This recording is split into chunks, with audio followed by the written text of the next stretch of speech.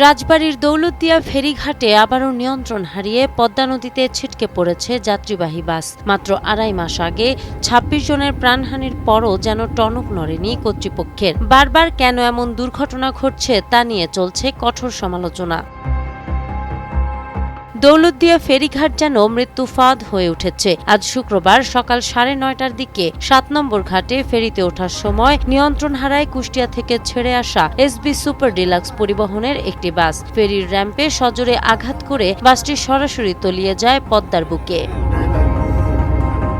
সৌভাগ্যবশত ঘাটে পৌঁছানোর পর নিয়ম অনুযায়ী বাসের ৩৭ জন যাত্রীকে আগেই নামিয়ে দেওয়া হয়েছিল, ফলে বড় ধরনের প্রাণহানি থেকে রক্ষা পাওয়া গেছে। নদীতে পড়া বাস থেকে চালক ও সহকারীকে জীবিত উদ্ধার করে হাসপাতালে ভর্তি করা হয়েছে। ফায়ার সার্ভিস, নৌ পুলিশ ও উদ্ধারকারী জাহাজ হামজার চেষ্টায় বাসটি উদ্ধার করা হয়।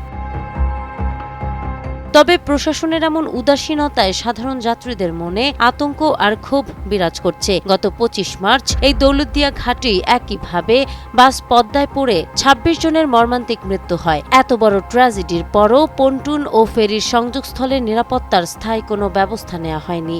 একের পর এক এমন দুর্ঘটনা যেন প্রমাণ করছে ঘাট ব্যবস্থাপনায় কর্তৃপক্ষের চরম গাফেলতি আজও অব্যাহত, এমনটাই বলছেন তারা। নাহার বৃষ্টি, টাইমস টুডে।